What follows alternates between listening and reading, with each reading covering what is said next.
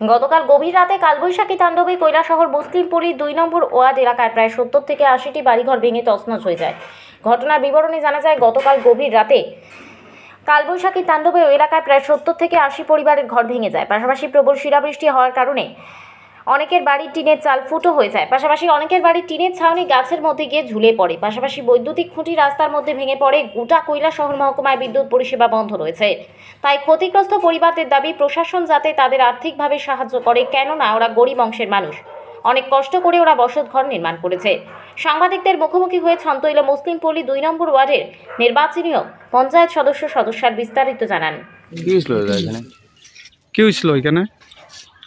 গতকালকে ভোরবেলা প্রায় ৩:৩০ থেকে ৪টার মধ্যে একটা তুফান ঝড় বৃষ্টি, যেটা যে শিলাবৃষ্টি হয়েছে, শিল যেটি হয়েছে, এই শিলটি অন্ততকে ৫০০ থেকে ৭০০ ওজনের। এই চন্তইল গাউসভার ২ নম্বর ওয়ার্ডের মুসলিমপল্লী এলাকাতে অন্ততকে ৭০ থেকে ৮০টা ফ্যামিলির এমনভাবে আক্রান্ত হয়েছে, ঘর বাড়ি কোনোটা গাছের উপরে টিন, পুরা ঘরের চাল, কোনোটা ঘরবাড়ি একদম মাটির সঙ্গে মিশিয়ে দিছে। পাশাপাশি এই এলাকার সবজির থেকে লাগাইয়া যত ধরনের ক্ষেত আসছিল, গাছপালা, কারেন্টের খুঁটি, সব কিছু একবারে ছিন্ন বিচ্ছিন্ন করিয়া রাখছে। এই হিসাবে আমরা সকালে টাইমে আমাদের গ্রামের প্রধান আইয়া এরিয়াটা দেখছে, তহসিলদারের সঙ্গে যোগাযোগ করছে। তহসিলদার সাহেব আইছে, আইয়া আমার এরিয়াতে প্রত্যেকের বাড়ি বাড়ি গেছে। সব জায়গা সম্ভব হয়েছে না, ২-৪টা বাড়িও বাকি রয়েছে। কি আশ্বাস দিছে? আশ্বাস দিছে যে উনি উনার যে এসডিএম সাহেব বা উনার উপর মহল যারা আছে, ডিএম সাহেব, ওনার কাছে এই বার্তা বা এই ছবিগুলা পৌঁছাইবেন। পৌঁছানোর পরে এই এলাকার মানুষগুলা সরকারের সাহায্য সহযোগিতা থেকে বঞ্চিত হইতো নাই। যতটুকু সরকারের আছে এই সাহায্য সহযোগিতার পাইব মানুষ। আপনার কি কোনো ক্ষতি হয়েছে?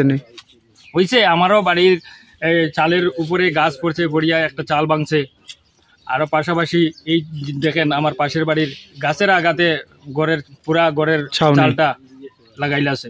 আপনার নামটা? আমার নাম আতাউর রহমান, ২ নম্বর ওয়ার্ডের পঞ্চায়েত মেম্বার আমি। ঠিক আছে। তো আপনারা কি এখানে ইউ আইসলো নি? তহসিলদার আইসলো, আইয়া ওই দোকানের এখানে আইয়া বইয়া ৫-৬ জন লইয়া কার কার কি হয়েছে আছে বিষয় মোটামুটি একটা লেখালেখি করিয়া লিয়া নামটা পাইতা লেখা। আপনারটা লেখছে নি? আমারও, আমি গেছি না, আমার ডাকছেও না। এখানে অন্য মানুষে হয়তো আমার নাম কইছে, লেখিয়া হয়তো লইয়া গেছে। আপনার কি চাইতেছেন? আমি উপরওয়ালায় আমারে ধ্বংস করিয়া দিছে।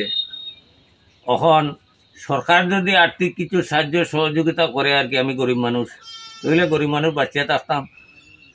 আর এর বেশি আমার তো আর কারোর কাছে কিছু সামান নাই যে কেউ আমার কিছু দিলেই বহামরি, এটা তো আর চাইয়াও লাভ নাই আর কইয়াও লাভ নাই। ঠিক আছে। হ্যাঁ।